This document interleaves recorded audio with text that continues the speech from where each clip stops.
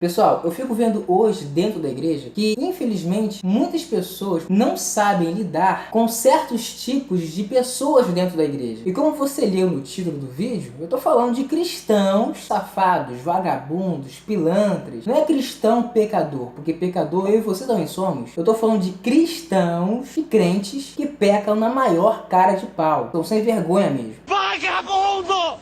Vagabundo!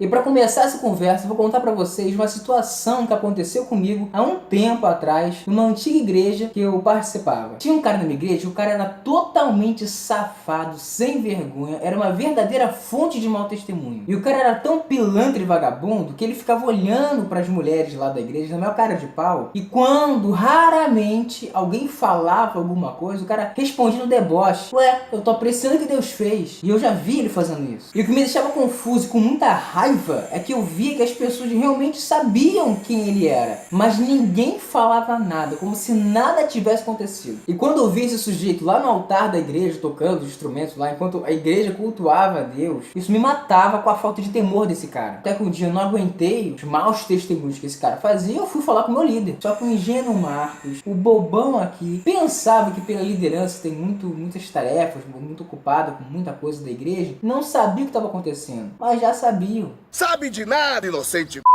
E o que aconteceu? Eu só ouvi o meu líder falar: não, Marcos, muito bom, é isso aí, Marcos, você tá certo, realmente, Marcos, muito bom, você é um jovem muito bom.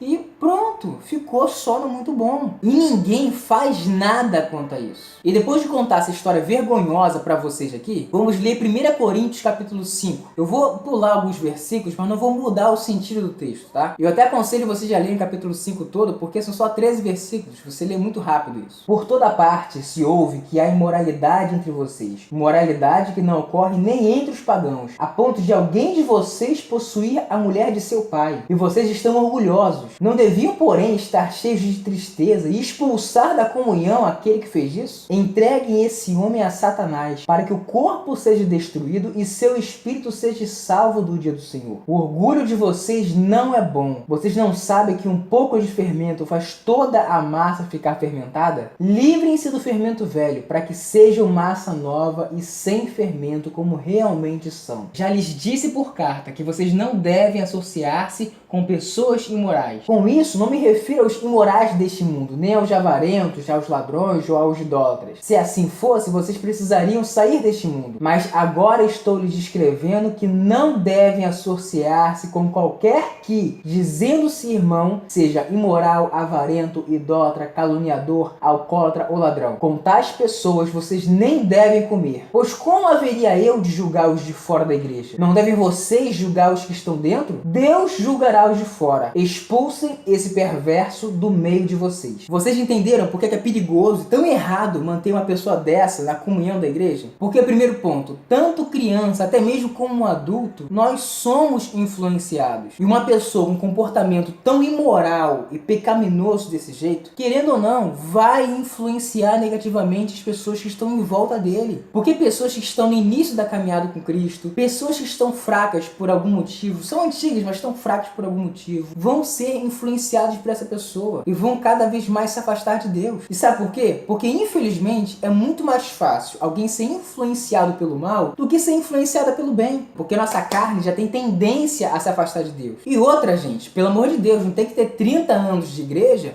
para saber disso. Vai ver, pergunta no seu trabalho, família, amigos, vizinhos, pessoas que não gostam de igreja. Geralmente temos dois tipos de pessoas. Primeiro, pessoas que não gostam da igreja simplesmente porque a igreja condena o pecado que ela tanto gosta de fazer. E segundo, pessoas preconceituosas. Por essas pessoas já terem presenciado mau testemunho, mau comportamento de pessoas que se diziam cristãs, e ela naturalmente se escandaliza com isso, lógico, aí o que ela faz? Ela replica aquele conceito negativo naquele falso cristão para todos os cristãos, como se todos os cristãos fossem hipócritas que nem aquele falso cristão que ela conheceu. O que é isso? Preconceito. O preconceito é uma coisa interessante. As pessoas não conhecem a vida das pessoas que estão na igreja e ficam dando piruada e palpite falando asneira.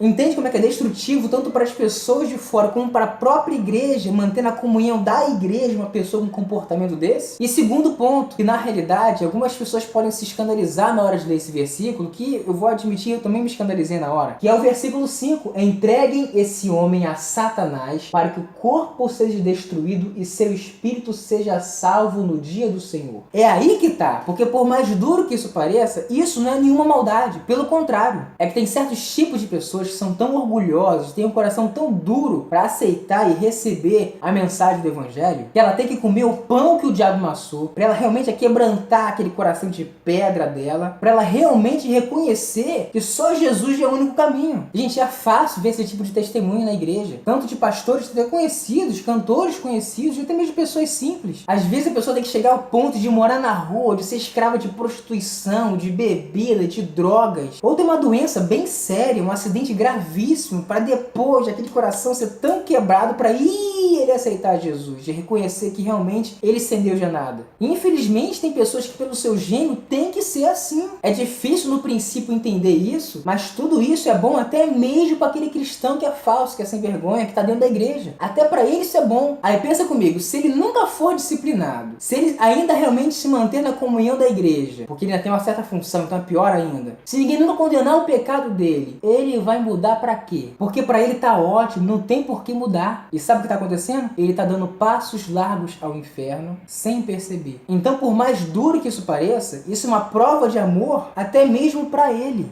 Marcos, eu entendi o que você falou, mas eu acho que mesmo assim não vai adiantar nada não. Aí que tá o problema. A questão aqui não é se vai adiantar ou não, se ele vai mudar de vida ou não, se ele vai parar de pecar ou não. Não é simplesmente por isso. A questão também é que eu e você temos já a obrigação de obedecer o que está em 1 Coríntios capítulo 5. Por exemplo, aquilo que eu fiz na minha igreja, de expor a situação, até mesmo por amor a ele, mesmo que a princípio pareça que nada mudou, uma coisa eu posso te falar. As pessoas fracas na fé que se corromperem pelo mau testemunho dele, não vão recair sobre a minha vida, porque eu não fui omisso. A minha parte eu fiz. Até mesmo ele, que se por um acaso acontecer uma tragédia e ele morrer nessa vida de pecado sem Deus e ele ir para o inferno, a responsabilidade de quem deveria condenar o pecado dele, discipliná-lo, para ele mudar de vida, não vai recair sobre mim, porque eu fiz a minha parte. Agora, quem deveria condenar, repreender, disciplinar e não fez nada, aí, meu filho, aí eu sinto pena de você. E o quarto ponto, que tem a ver com ter moral, ter autoridade para fazer alguma coisa. Que moral nós podemos ter para ficar condenando o pecado do povo lá fora, dos ímpios, se a gente não condena o pecado do povo da nossa igreja, dentro da casa de Deus?